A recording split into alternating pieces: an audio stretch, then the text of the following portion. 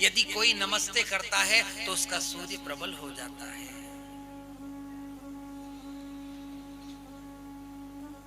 यदि शरीर में रोग है और आपको यदि साठिका हो गई हो, पैर में नस नाड़ी संबंधित रोग हो गई हो, तो अपने घर के अंदर हरे गमले हरे पौधे लगाओ, उनका केयर करो। आपके घर में यदि आपके घर के द्वार पर यदि हरा भरा बगीचा लगा रहेगा तो आपकी नस नाड़ी संबंधित परेशानियां खत्म हो जाएगी।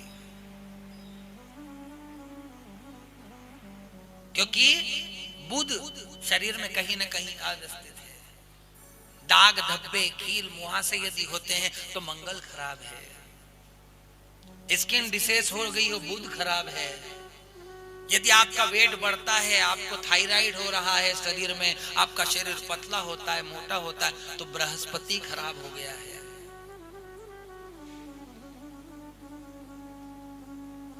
यदि आपको खटाई खाने से दिक्कत होती हो, यदि आपके शरीर के अंदर हड्डियों से संबंधित कोई परेशानी हो रही हो, आपका मन अस्त व्यस्त रहता हो, तो समझना आपका चंद्रमा खराब हो गया। माइंडली डिप्रेशन में आज के समय में हर आदमी परेशान है। क्यों है? वो डिप्रेशन में जा रहा है। दिन भर लैपटॉप पे काम करता है, बैठे बैठे शाम को आकर के घर में बात सुनता है, माइंडली डिस्टर्ब हो रहा है आदमी। जो डिस्टर्ब हो रहा है समझ लो आपका चंद्रमा खराब हो गया है। उसके लिए क्या करो? चंद्रमा खराब है, अपनी माँ की बात मानने लग जाओ, तुम्हारा डिप्रेशन भी खत्म हो जाएगा और तुम्हारा चंद्रमा भी सुधर जाएगा। ज्योतिष शास्त्र माँ को बताता है चंद्रमा, जो समझो चंद्रमा खराब है तो तुम्हारी माँ की तबीयत घर में खराब होने लग जाएगी। सूर्य खराब हो गया, सूर्य यदि वीक हो गया तो समझो सूर्य नीच का हो गया, तो समझो तुम्हारे पिताजी की तबीयत खराब होने लग जाएगी। शास्त्र अपने आप में विशाल है, बहुत बड़ा है। उसको समझने के लिए हमें संतों से जुड़ना पड़ेगा, ग्रंथों से जुड़ना पड़ेगा, कथाओं से जुड़ना पड़ेगा। क्या जरूरत थी? 4 वेद 6 शास्त्र, शास्त्रों के अंदर फिर पुराण, पुराण के अंदर उपनिषद, वेद, वाक्य, संहिता, ये सब क्यों बनाए गए? इसीलिए बनाए गए। और वो भी नहीं पढ़े तो उन्होंने कहा तू रामायण पढ़ ले। क्यों पढ़े रामायण? रामायण में सब चीजें लिखी हुई है, शास्त्र, वेद, उपनिषद, पुराण। इसको एक धीरे धीरे करते हुए उन लोगों को कि संसार में टाइम नहीं होगा साहब, तो उन्होंने कहा ये टाइम कम समय में आदमी कैसे पूरा कर ले। आपको पता होगा जिसका शनि खराब होता है ना, उसके जीवन में वो आदमी सदैव न्यायिक बात करेगा। शनि खराब हो गया, उस आदमी के बनते बनते काम बिगड़ जाएंगे, क्योंकि उसका स्वभाव कैसा है? शनि मंद मंद।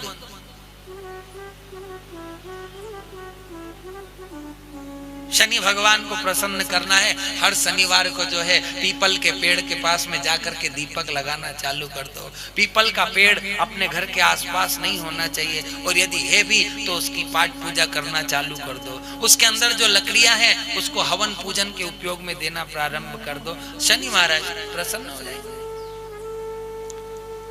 और ज्यादा ही खराब है, आपके सारे काम बिगड़ने लग गए हैं, तो क्या करो? भगवान कृष्ण की पूजा करना चालू कर दो। लड्डू गोपाल की नहीं, कृष्ण।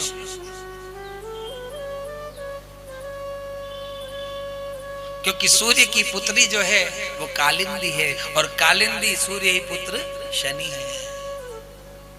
तो शनि भगवान कृष्ण को अपने जिया जी मानते हैं। क्यों जिया जी?